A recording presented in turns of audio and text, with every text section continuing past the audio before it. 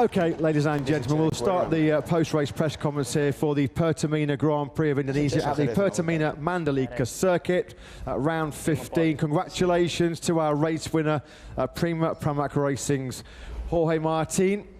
Second place for Red Bull Gas Tech 3 from the front row of the grid, Pedro Acosta. Pedro Acosta, the Moto2 winner here last year as well. And completing today's top three is the reigning world champion, Ducati Lenovo team rider, Pecco Bagnaia. Gentlemen, congratulations to all three of you. Very difficult conditions out there this afternoon. It was hot, it was humid, and very, very windy as well. Jorge, we'll start the press conference with you. After all the drama of last year, after all the drama of yesterday, I think we can finally say you're the master of Mandalika and you've got revenge on Mandalika as well. Congratulations, what a huge win. Yeah, thank you for sure. I got revenge. Today was a really difficult race to do because after yesterday crash, but also last season crash, you know, was in the mental side I think was really complicated. When I was on my lap 13, I started to have some ghost about I don't know how to say in English, about last season. But then I went through that part of the race and everything was okay. And then, you know, arriving on second last corner, corner 16, I was really trying to manage it well, trying to close the line quite straight, you know, to don't make the same mistake as yesterday. So for sure, I'm happy that I improved from my mistakes. And yeah, here you have the last year.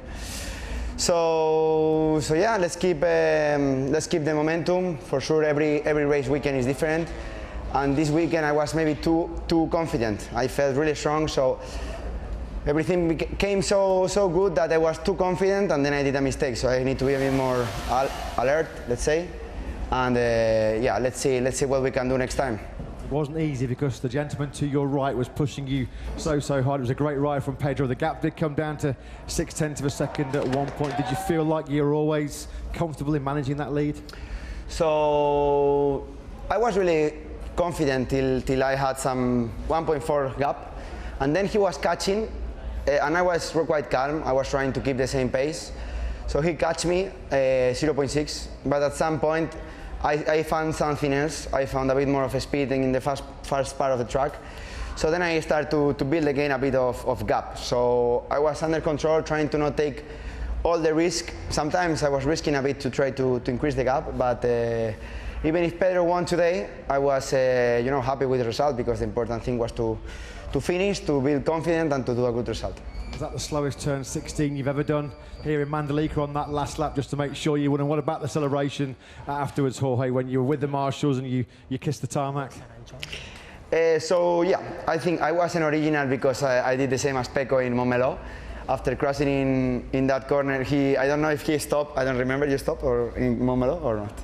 On Sunday, when you win in corner 5, you stop or not?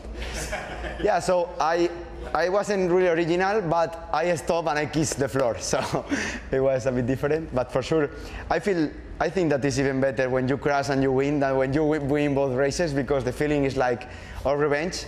So today was a good feeling, and yeah. More polite. And yeah, then with Indonesian fans was difficult even to start the game because they were so close. But I am happy that I was able to win it. Great scenes here as we can yeah, they are absolutely mad. Mobbed by the marshals. Congratulations once again. Second place though, a great second place from the front row of the grid for Red Bull Gas Tech 3 rider Pedro Acosta. Pedro, you pushed so hard. As we mentioned, that gap did keep coming down to 0.6 of a second at one point. Was there a moment in that race where you thought you might be able to win? Yeah, for sure. At the end, I say since Thursday, you know, that this was a good track for us and for KTM, and I'm happy because I was needing to finish a race, because the last two that we make in Misano, I was competitive, and in both I crashed. For this, yeah, I was trying to catch him, but arrived one moment after lap 16, 17 that he started to pull away again. And I say, okay, maybe today is better a second place than a crash again, because we need to take a bit more info. Anyway, we need to be happy because we find this consistency inside the top 5 and battling with the Ducatis that is not any way easy. For this, well, we need to be happy because we are getting closer and closer. I was just going to say, actually, Pedro, of course, very close to the race winner, Jorge Martin, a whole bunch of very strong Ducatis behind you as well. I mean, how much of a boost does that give you, the team, and also the Pierre Mobility Group?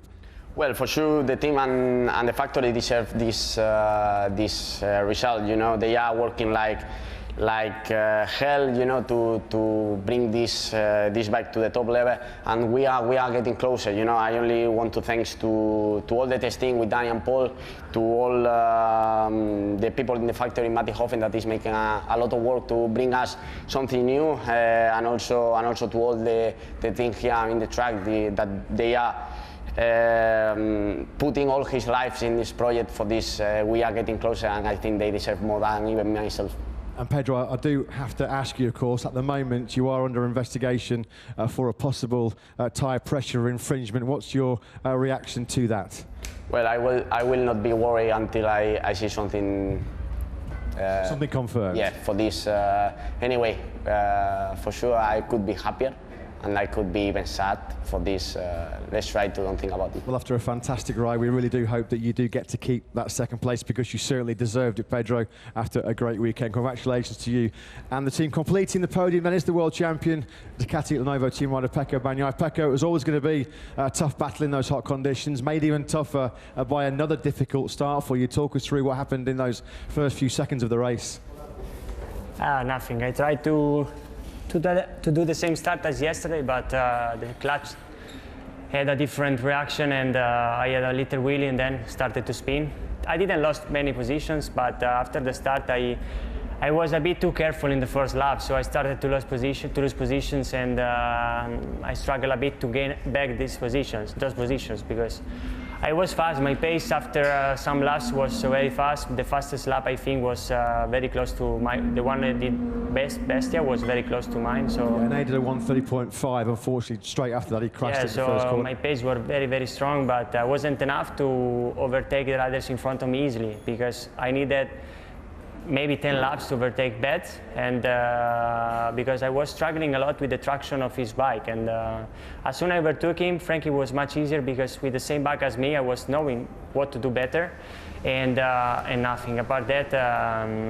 I'm happy, because more than this today was difficult. We managed to gain points this race, and it's okay. Obviously, this, I guess, reminds you, it's a bit of a flashback to the ranch back in Tavulia, you fighting with Bez and with Frankie. Sliding all together. Was similar. And obviously after yesterday, there were some comments made between you and Jorge, and then you went to see him in Parc Fermé afterwards. Is everything okay between you guys? I guess Jorge was just in the moment celebrating and didn't see you. Is that what happened between you guys in Parc Fermé? I think he was close to have to fall for the heat. Yeah. I don't know. When we were speaking the Parc Fermé. Yeah, I was a bit tired. But nothing. But yeah, nothing between us. It was nothing, Only you know. Sometimes he says something, then what it arrives to me is different. But for sure, I mean, it's just jokes, and the important thing I feel is that the relationship is always good. This morning in the ride parade, I just said to him what I really said, what the truth. So I saw in the social network some spicy content, spicy words, but nothing spicy. Just I was considering that he was faster than me in that corner, so just that. We know you guys have a great relationship and a lot of respect between the two of you. Gentlemen, well done to all three of you once again. I will invite questions, please, now from the media. Thank you very much. Hello, Matt Oxley from the Oxley Bomb MotoGP podcast. Question for Jorge and Pecco. Looks like the weather forecast for next week in Motegi is wet all 3 days. So, I mean, the pressure you guys are under for the championship is massive. How does that kind of affect? I mean, are you looking forward to it? You either think you can take advantage in the rain, or what?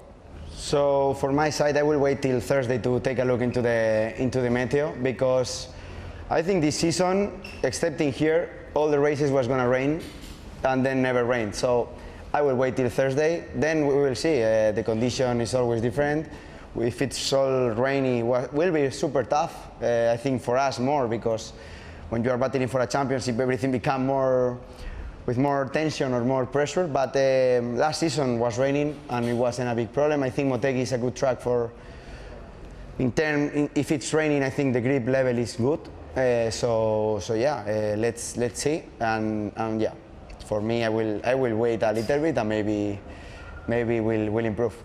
The same Monday morning when I checked the forecast, I saw that every day were raining very heavily, and we didn't saw any speed of rain during all the weekend. So let's wait. And I saw that like always in Japan, looks that we will have 2 typhoon. Storms, just very big storm. But let's wait till we will start the weekend. And in any case, last time in Japan, we finished first and second and it was wet. So let's wait. Let's see. I think that this time Jorge can relax a bit more, because with 21 points can relax a bit more. But the championship will be tense like this till I think that mathematically will be possible to win or lose.